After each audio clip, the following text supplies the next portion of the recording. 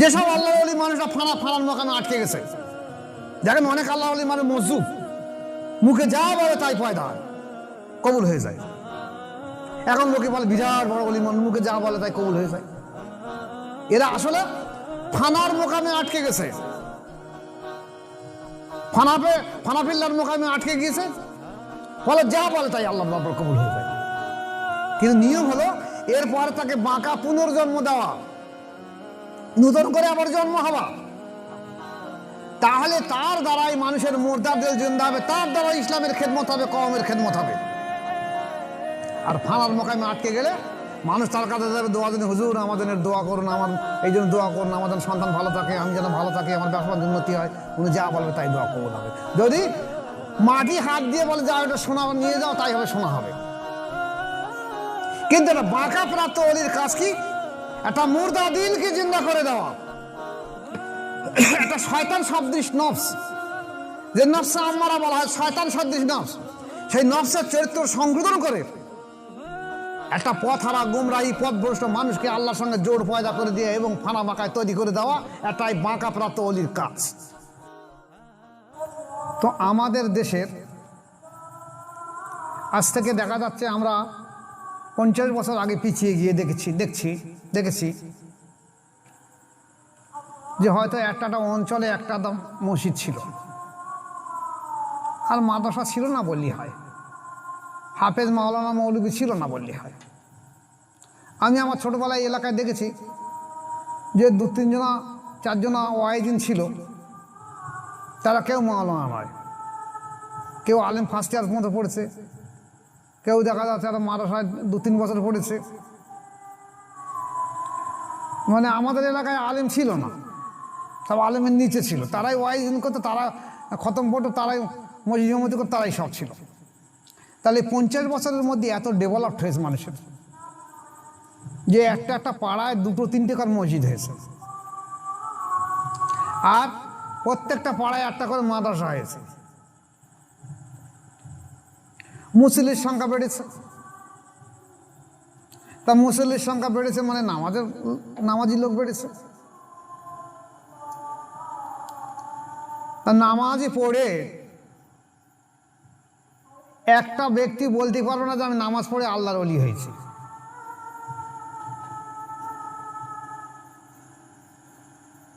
কারোর বলার ক্ষমতা নেই। বাড়তি কিছু আমলের দরকার ছিল।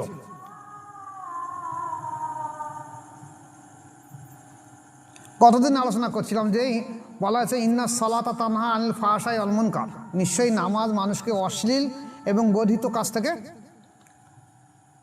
সরিয়ে দেয়, হেফাজত করে। কিন্তু আমরা দেখেছি অধিকাংশ খারাপ কাজগুলো নামাজিরাই করে।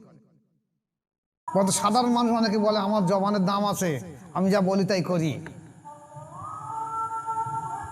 অনেকে বলে আমি মিথ্যা কথা জীবনে বলিনি, অনেকে বলে আমি ঘৃণা করিনি, অনেকে বলে আমি এক কথার মানুষ। আরে নামাজি লোকগুলো সব উল্টো চলে, সব ওরা জানে আমরা আলিম সমাজ বলেছে, মাওলানা সাহেব বলেছে, মৌলভী সাহেব বলেছে, ইমাম সাহেব বলেছে, পীরজাদারা বলেছে, পীর সাহেবরা বলেছে নামাজ পড়লে জান্নাতে চলে যাবে, তাহলে আমার জান্নাত তো কেনা হয়ে গেছে, এখন আমি যা ইচ্ছে তাই করতে পারি, ফলে বেপরোয়া হয়ে গেছে। আজ থেকে 200 বছর আগে মানুষে এত বেশি পরিমাণ শিক্ষা ছিল না, মসজিদ ছিল না, মাদ্রাসা ছিল না, কিন্তু মানুষ ধর্মভীরু ছিল, আল্লাহওয়ালা মানুষ ছিল, জবানের তার দাম ছিল, আকীদা বিশ্বাস ভালো ছিল। এখন পাল্টে গেছে, অথচ নামাজ শুধু বেড়ে গেছে, নামাজই বেড়ে গেছে। তো নামাজ পড়ে কোনো মানুষ আল্লাহর ওলি হতে পারবে না, আল্লাহর সঙ্গে সম্পর্ক করতে পারবে না। নামাজের পাশাপাশি বাড়তি কিছু আমল কিছু রয়েছে, যেটা বুখারীর হাদিসে এসেছে। আল্লাহ রাসূল সাল্লাল্লাহু আলাইহি ওয়াসাল্লাম বলেছে, দেখো যে মানুষ যখন বেশি বেশি পরিমাণ নফল ইবাদত করবে, বেশি বেশি পরিমাণ, এত বেশি করবে সেই নফল ইবাদতের মাধ্যম দিয়ে যে তার হাত পা চোখ মুখ সব আল্লাহময় হয়ে যাবে। সেইটা আমাদের দেশের মাওলানা মৌলবীরা মনে করছে নফল নামাজ বেশি বেশি পড়তে হবে, আমি আল্লাহ হয়ে যাব।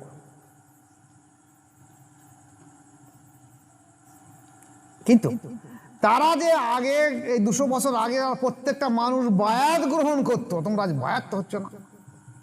অন্তঃশুদ্ধ তাজকে নাস তোমাদের দেখছি, যেখানে প্রত্যেকটা তরিকা।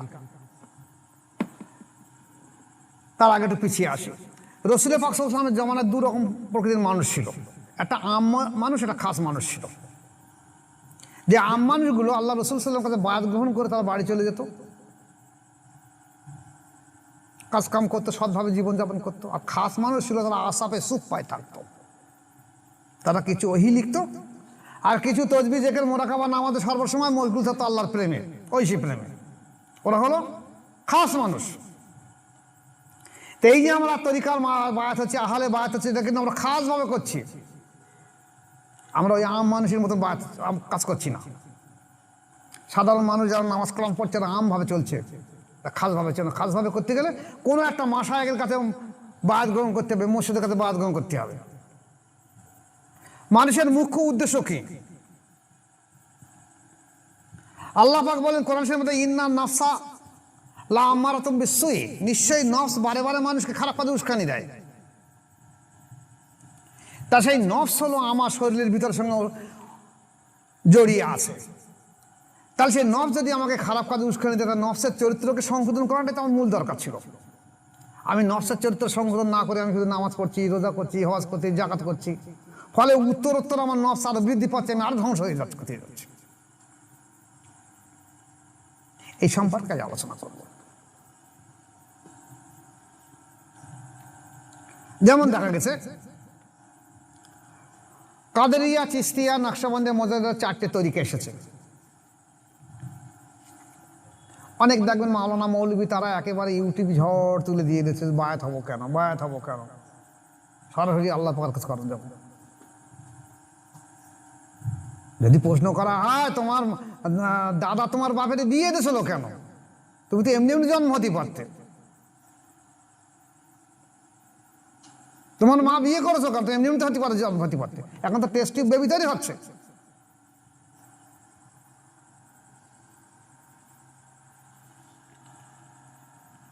তাহলে দুনিয়ার আমার সমস্ত কিছুর জন্য, যদি আমার একটা পেটের রোগ হয়, একটা ডাক্তার কাছে পেটের ডাক্তার কাছে যেতে হবে, মাথার রোগ হলে মাথার ডাক্তার কাছে যেতে হবে, যে রোগ হলে সেই ডাক্তার কাছে যেতে হবে। আমার শিক্ষার দরকার পড়ে, কেউ দেখা আছে মিশনে পড়বে, তাকে মিশনে যাচ্ছে ইংরেজিতে ভালো করে পড়ার জন্য। কেউ ইঞ্জিনিয়ারিং করবে, তো ইঞ্জিনিয়ারিং কলেজে ভর্তি হচ্ছে। কেউ ডাক্তারে শিখবে, তো ডাক্তারের হসপিটালে ভর্তি হচ্ছে। কেউ যদি বলে আমি আরবি শিখবো, তো মাদ্রাসায় ভর্তি হচ্ছে। তাহলে প্রত্যেকটা শিক্ষার জন্য একটা ওস্তাদের দরকার রয়েছে। আর তুমি আল্লাহ পাওয়ার জন্য তোমার ওস্তাদের দরকার, তুমি এমনি এমনি আল্লাহকে পেয়ে যাবে। হ্যাঁ, কমাতা লেখাপড়া শিখার এই জ্ঞান বুদ্ধি হয়েছে, এমনি এমনি আল্লাহকে পেয়ে যাবে। তোমার নফসের চরিত্র সংশোধন কিভাবে হবে? যারা এই কথাটা বলছে, একটা মানুষের নফসের চরিত্র সংশোধন নেই। এরা সব নফসে আম্মারার উপরে দাঁড়িয়ে রয়েছে। একটা নফসে আম্মারা মানে শয়তান সদৃশ নফস, মানে আসলে তারা শয়তান সমতুল্য মানুষ। তারা কিন্তু মানুষের বাইরে চেহারা বলছে মানুষ, কিন্তু যদি আল্লাহ প্রদত্ত কোনো ব্যক্তি সেখানে থাকে, তাদের সামনে যাতা বলে দেবে এরা মানুষ নয়, এরা জানোয়ার সদৃশ মানুষ। মানুষ খালি চোখে দেখতে পায় না, তাই বলছে তাদের মানুষ। তাহলে এই চরিত্র সংশোধন করার জন্য কোনো না কোনো আল্লাহর ওলির কাছে বায়াত গ্রহণ করতে হবে। আপনি দেখে রেখে দেন, এই যে আশুরা মহরম আসে, যেদিনই 10ই মুহররম হযরত হোসাইন রাদিয়াল্লাহু শহীদ হওয়া, কারবালায় লড়াই যাওয়ার আগে উনি দেখলেন আমার বংশের যত পুরুষ মানুষ আছে সব শহীদ হয়ে গেছে, আমি আছি আর আমার শয়তান সন্তান জয়নুল আবিদিন রাদিয়াল্লাহু ছাড়া আর কেউ নেই।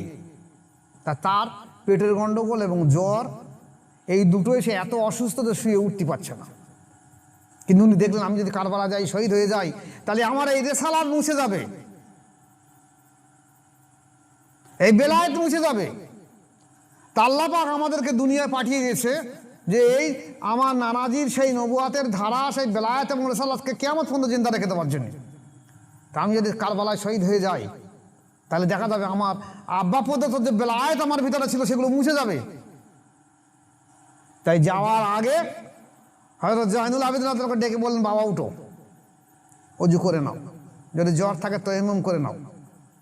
এসে উনি বায়াত করিয়ে দিলেন, দিয়ে বুকে বুকে মিলেন। আর ফয়েজের বহু রকম ভাগ আছে। একটা আত্মাহাত, মূল তাহাজ্জুদ ফয়েজ দিলেন। সেই ফয়েজের মাধ্যম দিয়ে দেখা গেছে সমস্ত বেলায়েতের নিসবত জয়নুল আবেদিন রাদিয়াল্লাহু তাআলার ভিতরে ঢুকে দিলেন এবং বলে দিলেন, বাবা এইভাবে তুমি জীবনযাপন করবে, আমি হয়তো চলে যাব লড়াইয়ের ময়দানে, আর তোমার সঙ্গে আমার সাক্ষাৎ হবে না, এই হয়তো জীবনের শেষ সাক্ষাৎ। তুমি মনে করে রেখে দিবে যে পৃথিবী একদিক চলে যাবে, তবু আদর্শ থেকে বিচ্যুত হবে না।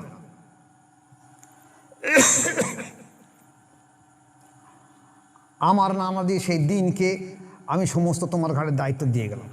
শহীদ হয়ে গেলেন সেই জয়নুল আবেদিন রাদিয়াল্লাহু তাআলা আনহু। সেই দিনকে সেই অসুস্থ অবস্থা থেকে আবার জিন্দা করার চেষ্টা করেছে, সেইভাবে চলে এসে তরিকা। তাহলে আপনি বলুন যে হোসেন রাদিয়াল্লাহু কারবালার ময়দানে লড়াইতে যাওয়ার আগে কেন জয়নুল আবেদিন রাদিয়াল্লাহুকে বাদ গ্রহণ করে ইত্তেহাদি তাওয়াজ্জুহ ফায়েজ দিয়ে সমস্ত নিসবতগুলো তার মধ্যে দিয়ে গেলেন? তোমরা বলছো বায়াতের প্রয়োজন নেই, শুধু নামাজ পড়ে জান্নাত দেবে, এত সহজ জিনিস জান্নাত। এই জয়নুল আবেদিন রাদিয়াল্লাহুর সন্তান কে ছিল?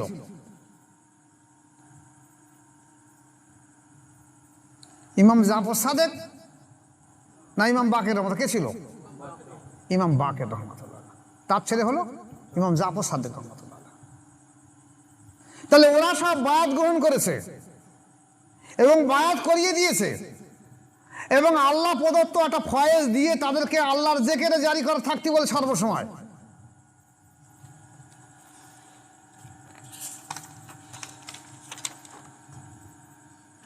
ইমাম জাফর সাদেক রহমতুল্লাহ বলছে, তুমি 24টা ঘন্টা আল্লাহ পাকের জিকিরে তোমার অন্তরকে জারি রেখে দাও। আর আল্লাহর জিকিরকে উনি বলছে আল্লাহর জিকির ওটাই হবে যে আল্লাহর জিকির করতে গিয়ে দুনিয়ার সব কিছু তুমি ভুলে যাবে। এটা হলো আল্লাহ পাকের জিকির স্মরণ। আল্লাহর জিকির করতে গিয়ে দুনিয়ার সব কিছু ভুলে যাও। আর যদি দুনিয়ার সব কিছু তোমার থাকে তাহলে তুমি আল্লাহর জিকির হবে ঠিক করতে পারলে না। তোমার কাছে দুনিয়া থাকবে আর থাকে দুটো এক থাকে, দিন আর দুনিয়া একটা থাকবে, দুটো থাকবে না। এক মায়ের দুটো মেয়েকে বিবাহ করা এক পুরুষের জন্য হারাম বলা হয়েছে।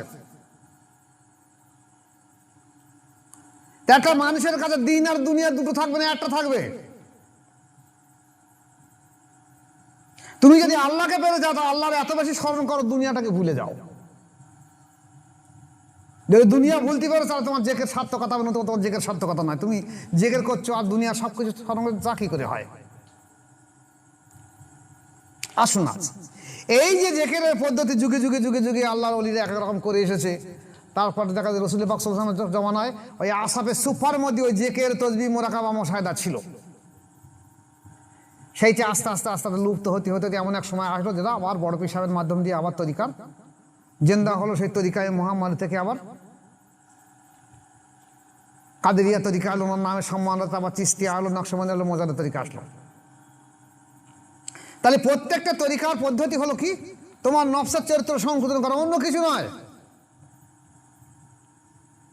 আমাদের নকশবন্দি আর মোজাদ্দেদ তরিকায় বলা আছে 10টা লজিফা প্রত্যেকটা মানুষকে শিক্ষা করা ফরজ আইন।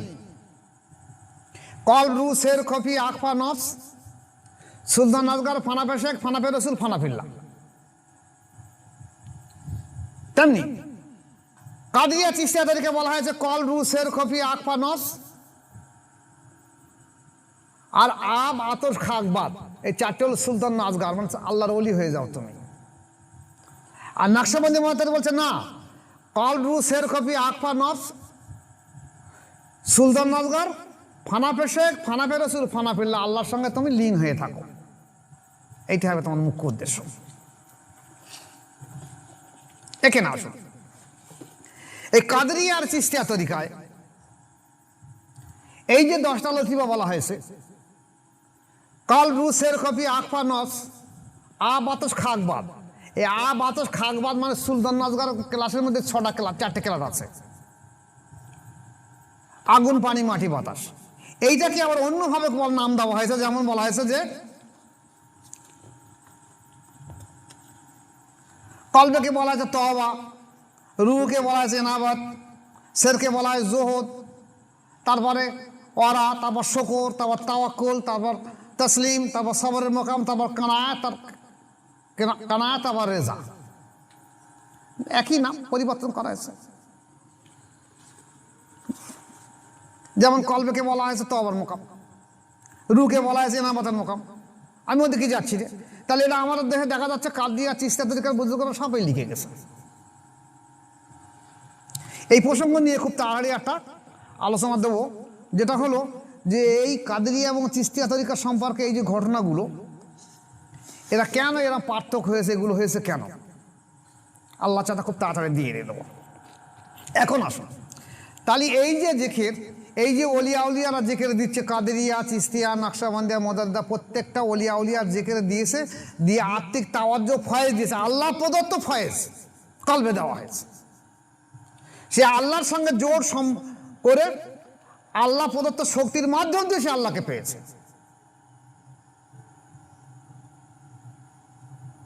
এখন এখানকার মজার জিনিস করে দেখেন, আমরা বর্তমানে কাদেরিয়া, চিশতিয়া, নকশবন্দিয়া তরিকার বহু শাখা প্রশাখা বেরিয়ে গেছে সারা বিশ্ব জুড়ে। আপনারা ইউটিউবে এখন বহু আলোচনা শুনছেন, দেখবেন অনেকে এই তরিকা করছে, কিন্তু মুর্শিদলে মশগুল হয়ে গেছে, ও মুর্শিদ গো বলে জেকের করতেছে। তাহলে মুর্শিদ তো তরিকা সব নয়। তরিকার মুখ্য উদ্দেশ্যটা কি? আল্লাহ পাক যেমন এই আত্মাকে তৈরি করেছে, যে আত্মা সবার ভিতরে রয়েছে, এর সৃষ্টি প্রথমে তৈরি হয়েছে, এই আত্মাকে বলা হয়েছে আল্লাহ পাকের একটা হুকুম, কোরআন শরীফ বলছে। তাহলে এই হুকুমটা আল্লাহ পাকের তরফ থেকে হয়েছে, এবং সেটা আদম আলাইহিস সালামের আবার পৃষ্ঠদেশ থেকে বাইর করা হয়েছে। তাহলে সেই আত্মাগুলো ছিল কোথায়? আল্লাহ পাকের হুকুম যেগুলো ছিল কোথায়? আদম আলাইহিস সালাম পৃষ্ঠদেশে বাইরে হয়েছে, তার আগে ছিল কোথায়? এটা আসলে আমি সব কিছু এই জিনিস এইভাবে ভাঙতে পারিনি, তবে বলছি এই কথা যে আত্মা যেখানে ছিল, আবার মৃত্যুর পরে মানুষ মৃত্যুর পরে আত্মা আবার সেখানে গিয়ে লীন হবে, এটাই হলো সার্থকতা। তাহলে আমার আত্মা তো আমার মুর্শিদের কাছ থেকে আসেনি, কিন্তু আমাকে আল্লাহ পাওয়ার জন্য এই কল, রু, শের, কফি, আকফা, নফস, সুলতান আজগার, ফানাফে শেখ, ফানাফে রসুল, ফানাফিল্লাহ, এই আল্লাহর সঙ্গে ফানা বা লীন হওয়ার জন্যে আমাকে বাধ্য হয়ে মুর্শিদের কাছে বায়াত গ্রহণ করতে গেলে তোমার জীবনে সম্ভব নয়। আর মুর্শিদের সঙ্গে ফানাফের শায়েক না হলে ফানাফে রসুল হবে না, আর ফানাফে রসুল না হলে ফানাফিল্লাহ হবে না, আল্লাহ সঙ্গে ফানা হবে না, আর আল্লাহর সঙ্গে ফানা না হলে বাঁকা পুনর্জন্ম হবে না, আর পুনর্জন্ম না হলে একটা মানুষের দ্বারা কোনোদিন হেদায়েতের কাজ চলবে না। যেসব আল্লাহ ওলি মানুষরা ফানার মোকামে আটকে গেছে, দেখেন অনেক আল্লাহ ওলি মানুষ মজুব, মুখে যা বলে তাই পয়দা হয়, কবুল হয়ে যায়। এখন লোকে বলে বিরাট বড় ওলি মানুষ, মুখে যা বলে তাই কবুল হয়ে যায়। এরা আসলে ফানার মোকামে আটকে গেছে, ফানাফিল্লার মোকামে আটকে গিয়েছে, ফলে যা বলে তাই আল্লাহর দরবার কবুল হয়ে যায়। কিন্তু নিয়ম হলো এরপরে তাকে বাঁকা পুনর্জন্ম দেওয়া, নূতন করে আবার জন্ম হওয়া, তাহলে তার দ্বারাই মানুষের মুর্দাদের জিন্দা হবে, তার দ্বারা ইসলামের খেদমত হবে, কওমের খেদমত হবে। আর ফানার মোকামে আটকে গেলে মানুষ তার কাছে যাবে দোয়া জন্য, হুজুর আমার জন্য দোয়া করুন, আমার এই জন্য দোয়া করুন, আমার যেন সন্তান ভালো থাকে, আমি যেন ভালো থাকি, আমার ব্যবসা উন্নতি হয়, উনি যা বলবে তাই দোয়া কবুল হবে। যদি মাটি হাত দিয়ে বলে যাও এটা শোনা নিয়ে যাও, তাই হবে, শোনা হবে। কিন্তু এটা বাঁকা প্রাপ্ত অলির কাজ কি? একটা মুর্দা দিলকে জিন্দা করে দেওয়া, একটা শয়তান সদৃশ নফস, যে নফসে আম্মারা বলা হয়, শয়তান সদৃশ নফস, সেই নফসের চরিত্র সংশোধন করে একটা পথ হারা গুমরাহি পথভ্রষ্ট মানুষকে আল্লাহর সঙ্গে জোড় পয়দা করে দিয়ে এবং ফানা বাঁকায় তৈরি করে দেওয়া এটাই বাঁকা প্রাপ্ত অলির কাজ। তাই বলা হয়েছে যদি কোনো অলি মানুষ বাঁকা প্রাপ্ত না হয়, তার দ্বারা কোনো মুর্দাদিল জিন্দা হবে না, তার দ্বারা সমাজের কোনো কল্যাণ হবে না। অধিকাংশ ফানাপ্রাপ্ত অলি, এই ফানাপ্রাপ্ত ফানাফিল্লার মোকামে ফানাপ্রাপ্ত, তার আগে অনেকে দেখা যাচ্ছে ফানাফের শায়েকের পর্যন্ত গিয়ে আটকে গেছে। তাই ওমর মুর্শিদ গো আল্লাহ আল্লাহ আল্লাহ করে। তাহলে আল্লাহকে চিনবে কবে? মুর্শিদের মাধ্যম দিয়ে আল্লাহকে পাওয়ার কথা বলা হয়েছে, কিন্তু মুর্শিদ সব নয়। আমি আমার মুর্শিদ কেবলা শাহ সুফি জয়নুল আবেদিন মোজাদ্দেদি রহমতুল্লাহ আলাইহি জিজ্ঞেস করেছিলাম এই সম্পর্কে সব। আমি তো সর্বসময় বেশ থাকতাম। উনি বলেছিলেন, বাবা আজকে আমি তোমার মুর্শিদ। যেমন একটা বাচ্চা শিশুকে তার গার্জেন প্রথম প্রথম রাস্তায় হাত ধরে ধরে নিয়ে যায় বাজারে যাওয়ার জন্য, জানে হাত ছাড়িয়ে দিলে কোথায় যাবে, কোথায় ধাক্কা মারবে, কোথায় পড়ে যাবে। যখন সে বড় হয়ে যায় তখন গার্জেন দেখে যে আমি ওর পিছনে যাই, বাপ বলেন পিছনে যাই, দেখি ও আগে আগে যাক, জাতি চেন রাস্তা চেনে কি দেখি। তাহলে যখন সে ফানা সায়ে খাবে তখন মুর্শিদ তাকে ফানার সঙ্গে মুর্শিদের সঙ্গে ফানা লীন করে দেবে। এবার যখন ফানাপে রসুলের দিকে যাবে তখন মুর্শিদ পিছনে আসবে, এসে তাকে বল তুমি চলো, তুমি রসুলের দিকে প্রেম করো। আমার সঙ্গে প্রেম অবশ্যই আছে তোমার, আমি তোমার পিছনে থাকবো গার্ডম্যান হিসেবে, তোমার সঙ্গে রসুলের সঙ্গে প্রেম থাকবে। তারপর যখন ফানা ফিল্লার মোকামে আসবে, রসুলের পিছনে আসবে, এবার আল্লাহ পাকের সামনে দেবে, তুমি এবার ওখানে আমরা পিছনে গাইডম্যান আছি, তুমি আল্লাহ পাক সঙ্গে দিদার এলাহি করো। এবারে ফানা ফিল্লা হওয়ার পরে তোমাকে এবার পুনর্জন্ম দেওয়ার জন্য বাঁকায় আসতে হবে, তখন আবার মুর্শিদের প্রয়োজন পড়বে। মুর্শিদের কাজ হলে এই ব্যক্তিকে ফানা ভাঙে আবার বাঁকা তৈরি করে দেওয়া। যদি বাঁকা সঠিক না করে দিতে পেরেছে ওর দ্বারা কোনো কল্যাণ হবে না। বহু বহু পিরলিয়া উলিয়া ধ্বংস হয়ে গেছে, বহু। কেন আজ মানুষ 10 লাখ দিবে কাজ করার পর তার নফসের চরিত্র সংশোধন হচ্ছে না? বহু পীর সাহেব আছে, বহু আল্লাহ আল্লাহ মানুষ আছে, 10 লাখ দিবা 20 লাখ দিবা মানুষ রয়েছে, তাদের চরিত্র সংশোধন হয় না কেন? তারা কোনো অন্যায় কাজ করেছে, নিশ্চয়ই নফসে আম্মারা চরিত্রের জন্য, নফসে আম্মারাকে খুশি করার জন্য এমন কোনো গুনার কাজ করেছে, যার ফলে ও নফসের চরিত্রদের সংশোধন হলো, আবার সে নফসে আম্মারা হাজির হয়েছে। ফলে সে সর্বপ্রথম মুর্শিদের কাছে তরিকা পেয়েছে, তাই মুর্শিদকে বিদ্রোহ করা শিখেছে, এইভাবে ধ্বংস হয়ে যাবে। আর ওরা মুর্শিদের সঙ্গে ফানায় ওমর মুর্শিদ গো আল্লাহ আল্লাহ করতেছে। আবার একদল আছে তারা আল্লাহ রসুলের শানে গান গজল করতেছে, কিচ্ছু বোঝে না যে আমার মূল কাজ হলো আল্লাহর সঙ্গে দিদার, আল্লাহর সঙ্গে পরিচয়। এখন এই চর্মচোখে হবে না, যেটা ওমর রাজন বলেছে যে আমি আল্লাহর দেওয়া অন্তর্চক্ষু দিয়ে, আল্লাহর দেওয়া অন্তর্চক্ষু আমার ভিতরে যা সে তার প্রভুকে দর্শন করেছে। আমি বলি না দেখেছি, আল্লাহ পরে যে অন্তর্চক্ষু এসে সেই অন্তর্চক্ষু দিয়ে সে তার প্রভুকে দর্শন করেছে। এবং এখানে জাত নয়, সেফাত বা সেফাতের প্রতিবিম্ব দর্শন। আল্লাহর সঙ্গে যদি তোমার সম্পর্ক না তৈরি হয়, তোমার তরিকা করে কি লাভ হলো? ধরে ধরে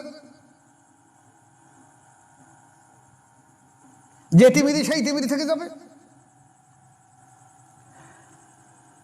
তাহলে বায়াত গ্রহণ করার পর তুমি এত বেশি পরিমাণে জিকির করো, তুমি জিকির করছো এইভাবে বলা যাবে তোমার সব ভুলে যাবে, তুমি সব আল্লাহ ছাড়া সব ভুলে যাবে, এটাই হলো তুমি জিকির করছো বলা যাবে। আর আমি জিকিরও করবো আর সব থাকবে আমার ভেতরে, কিচ্ছু পাল্টাবো না। আমি মিথ্যা কথা বলবো, গীবত গাবো, হিংসা করবো, চকলখুদি করবো, কোটামি করবো, মুনাফেকি করবো, ফাঁকি দেবো, হক মানুষের ফাঁকি দেবো, সব কিছু খারাপিয়াত করে যাবো, আবার জিকির করে যাবো, নামাজ পড়ে যাবো। তাহলে আমার লাভটা কি? আমার মসজিদের কাছে বায়াত হয়ে বা কি লাভ? আর মসজিদকে 5 ওয়াক্ত নামাজ পড়ে বা কি লাভ? মন তো আমার চরিত্র সংশোধন করার জন্য। এই চরিত্র সংশোধন করতে পারেনি বলে আমার খারাপ হয়ে যাচ্ছে। অনেকে দেখা যাচ্ছে অনেক পীর সাহেব তারা তো আল্লাহ তাদের জান্নাত নসিব করুক, তারা দুনিয়া থেকে পর্দা নেছে, তাদের মঙ্গল, তারা সব পীর সাহেব পিজ্জাদা বলে চলে যাচ্ছে। তোমার নফসের ইসলাম নেই, তুমি আরেকজন নফস ইসলাম করে দেবে কি করে? তোমার অন্তর জেকেরে জারি নেই, তুমি আরেকজন নফসের জেকেরে জারি করে দেবে কি করে? অন্তর জেকেরে জারি করে দেবে কি করে?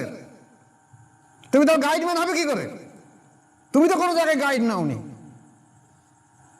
আবার অনেক পীর সাহেব টাকা দেখা যাচ্ছে যে ওই টাকার বিনিময়ে 10,000 20,000 50,000 টাকা আমি খেলাফত লিখে দেবো, আমার অনেক খলিফ হয়েছে, কিচ্ছু বোঝে না, শুধু খেলাফত লিখে দিচ্ছে।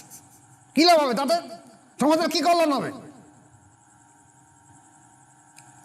বাংলাদেশের বহু পীর সাহেব আছে আমার কাছে, এই ইউটিউব যখন যাবে তার তখন দেখবে বহু পীর সাহেব আছে 2 জায়গা 3 জায়গা 4 জায়গায় 5 জায়গায় খেলাফত পেয়েছে। তারা আবার আমার কাছে বায়াত গ্রহণ করছে। কারণ কী দরকার পড়ে তাদের? আবার মালদা, মুর্শিদাবাদ, বর্ধমানে বহু পীর সাহেব আছে যারা 2 জায়গা 3 জায়গা 4 জায়গায় বায়াতের খেলাফত পেয়েছে, তারা আবার আমার কাছে বায়াত হচ্ছে কেন? কিন্তু এই বারুইপুরে একজন বায়াত হচ্ছে, খেলাফত পেয়েছে। খেলাফত নাম বলে খেলাফত নাম ওকে দিয়ে যাও, নকশামণিদেরকে বায়াত হয়েছে। অথবা অন্তর্জেকের করে বলে আমি তো বলতে পারবো না। খেলাফতটা মানে নিয়ে আমাদের ডোয়ারে রেখে তাকে তওবা পড়িয়ে বায়াত করে দিয়ে এখন বলতে এইবার বলতাম কল চলছে বুঝতে পারতেছে। তুমি খেলাফত নামা নিয়েছো কি করে? এইসব ধান্দাবাজ পীর সাহেব যারা, এরা মনে করছে আমরা মরবো না, কাল কিয়ামতের মাঠে তোমাদের কাছে কৈফিয়ত দিতে হবে আল্লাহ পাকের কাছে, যে ইসলামের জন্য আজ নবী বংশ কারবালার প্রান্ত শহীদ হয়ে গেল ইসলামকে জিন্দা রাখার দেওয়ার জন্য, সেই ইসলামকে তোমাদের করে খাবার জন্য দেওয়া হয়নি। তোমরা ত্যাগ স্বীকার করো, নিজের জান মাল দিয়ে ইসলামকে জিন্দা করার চেষ্টা করো, তোমার নফসের চরিত্র সংশোধন করার চেষ্টা করো, তাহলেই আমি তোমার দ্বারা কিছুটা কল্যাণ হবে। তুমি তা না করে আমার দাদা পীর সাহেব ছিল, আমার বাপ পীর সাহেব ছিল, আমি পীর সাহেব, আমি পীর জাদা, আমি কিছু বুঝিনি সুঝিনি, আমিও খেলা বাদ দিচ্ছি, এইসব মানুষগুলোকে পথভ্রষ্ট করেছে। কোথায় যাবে সব? আজ থেকে বলে 40 বছর আগে গল্প পড়েছিলাম, সেই গল্পে একজন 3 জন ব্যক্তি মারা গেছে, গিয়ে যমরাজের দরবারে বিচার হচ্ছে। তা যমরাজ দরবারে বিচারের সময় বলছে এই ব্যক্তিটা একটা লোকের মার্ডার করেছে, কি হবে শাস্তি? তা যমরাজ বলছে বড় কড়ায় তেলে ফোটাও, আর ওই তেলে ওরে ওইভাবে বুড়িয়ে রেখে দাও অনন্তকাল। আর একজনা কি করেছে, বহু জিনা ব্যভিচার অপরের সম্পত্তি আত্মসাৎ করেছে, তার বিচার কি হবে? যমরাজ বিচার করতেছে কড়া, ওই ফুটন্ত কড়া উপরে ওর 6 মাস কি 1 বছর ওই কড়ার উপরে হাঁটতে হবে, সর্বসময় থাকতে হবে। আর একজন ছিল সে কিছু বই লিখেছে, সে বলে আমার আর কি, আমি তো কারো মার্ডার করিনি, কারো ফাঁকিও দেয়নি, তাই এর বিচার হবে। এর কি হচ্ছে? বলছে কি করেছে? বলে হুজুরে কিছু বই লিখেছে। বলছে এর অনন্তকালও চুলে আগুন দিয়ে পুড়াতে পড়াবো। তো বলছে হুজুর আমার কি, আমি কি এমন অন্যায় কাজ করেছি?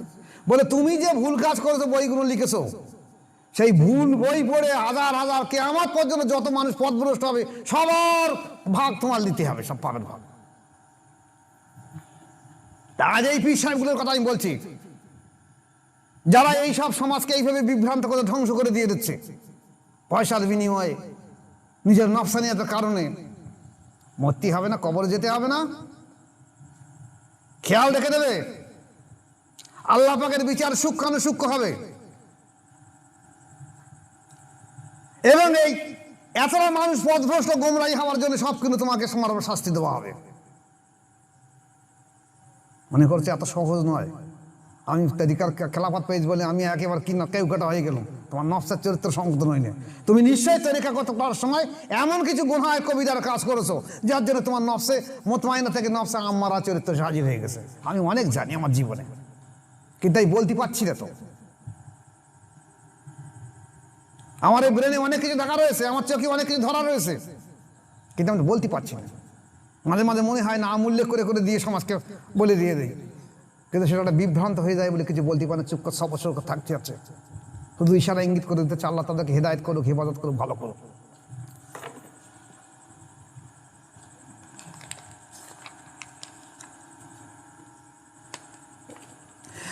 আমাদের তরিকার সর্দার মোজাদ্দেদ আল পেশানি আহমদ ফারুক সেরিহিন রহমতুল্লাহ বলেছেন যে হে সম্মানিত ভাই, জানিবেন যে নফসে আম্মারা স্বভাবতই সম্মান ও কর্তৃত্ব প্রত্যাশী। নফসে আম্মারা সর্বদাই স্বীয় সঙ্গীগণ হইতে উচ্চ হওয়ার আশা রাখে, এবং সব থেকে বড়াই দাবি করে।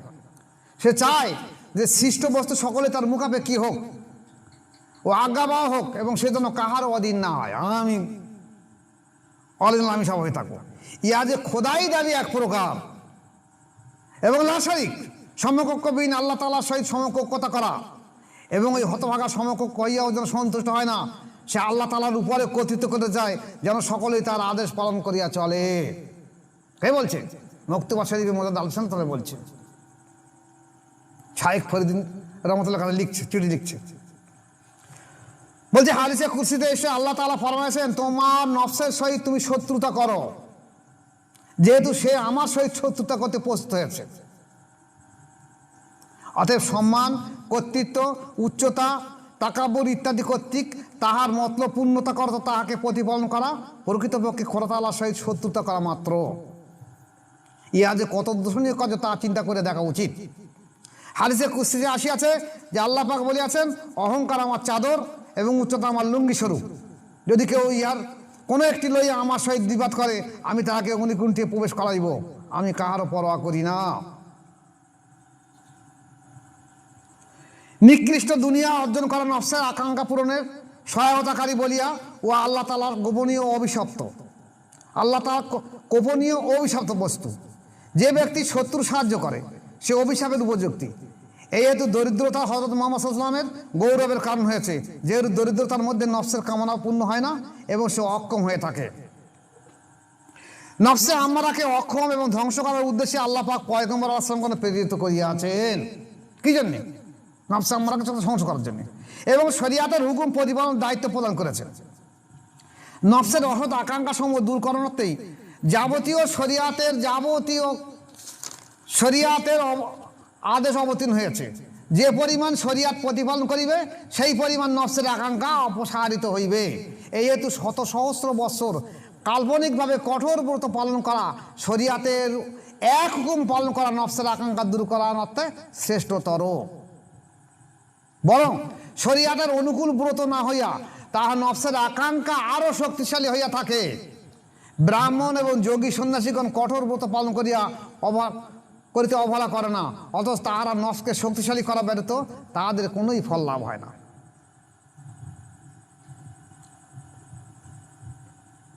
নফসের সংশোধনার্থে শরীয়তের আদেশ অনুযায়ী জাকাতের নিয়তে 1 দিরহাম বা 1 তোলা ব্যয় করা, স্বেচ্ছাকৃত সহস্র মুদ্রা দান করা হইতে উত্তম, এবং শরীয়তের আদেশ অনুযায়ী ঈদের দিবন পানাহার করা, বৎসর ভরিয়া রোজা রাখা হইতে উত্তম। আবার সমস্ত রাত্রি জাগিয়া নফল নামাজ পাঠ করা, ফজরের নামাজের জমাত পরিত্যাগ করা, সুন্নত অনুযায়ী ও জামাতের সহিত পাঠ করাই হলো উত্তম। ফল কথা, নফস পবিত্র হইবে না যে পর্যন্ত নফস পবিত্র হইবে না এবং স্বীয় নফসের নেতৃত্বের মত্ততা হইতে মুক্তি পাইবে না সে পর্যন্ত উদ্ধার প্রাপ্তি অসম্ভব। তাই দেখা যাচ্ছে আমরা বারবার লা ইলাহা ইল্লাল্লাহু মুহাম্মাদুর রাসূলুল্লাহ পাঠ করি কেন? আল্লাহ ছাড়া কোনো মাবুদ নেই, একবার বললে তো হয়ে যায়, বারবার বলছি কেন? দৈনন্দিন জীবনে চলার সময় দেখা যাচ্ছে আমাদের নফসের ভেতরে কোনো না কোনো খারাপিয়াত ঢুকছে, তাই আবার নফসকে শোনানো হচ্ছে লা ইলাহা ইল্লাল্লাহু মুহাম্মাদুর রাসূলুল্লাহ, আল্লাহ ছাড়া কোনো মাবুদ নেই, মুহাম্মদ আল্লাহ পাকের রাসূল। তুমি নফস যাই বলার তাই করো। তাহলে আমাদের মুখ্য উদ্দেশ্য হলো নফসের চরিত্র সংশোধন করে আল্লাহ পাকের সঙ্গে লীন হয়ে যাওয়া, ফানা হয়ে যাওয়া এবং সেখান থেকে বাঁকায় আসা। তাহলে আমার দ্বারা সমাজের কিছু কল্যাণ হবে। আমরা এই উদ্দেশ্য নিয়ে এগিয়ে যাব। আমরা এই উদ্দেশ্য নিয়ে এগোবো না যে আমি জিকির করব, তসবিহ করব, মুরাকাবা করব, আর দুনিয়ার সমস্ত কিছু খারাপিয়াত থেকে দেবো, হিংসা, ঘৃণা, কুৎসা, চগলখুরি, কোটনামি, মুনাফেকি, আলঠালা, দোরঠালা সব আমার ভেতরে থেকে যাবে। তাহলে আমার তরিকা করে কি আর নামাজ পড়ে কি? যেখানে আল্লাহ পাক বলছে ইন্নাস সালাতা তানহা আনিল ফাহশাই ওয়াল মুনকার, যে নামাজ নিশ্চয়ই মানুষকে গরিত এবং খারাপ কাজ থেকে দূরে সরিয়ে দেয়, আর জিকির নফসকে দমন করিয়ে দেয়। তাহলে একটা জিকিরকারী ব্যক্তি, জাগরিত ব্যক্তি, তার আবার নফস সংশীল হচ্ছে কেন? নিশ্চয়ই যে জিকির করছে এই জিকির আল্লাহ প্রদত্ত জিকির নয়, এই নফসের শক্তির জন্য জিকির করছে। যার জন্য বলা হয়েছে সিবগাতুল্লাহ ওয়া মান আহসানু মিনাল্লাহি সিবগা।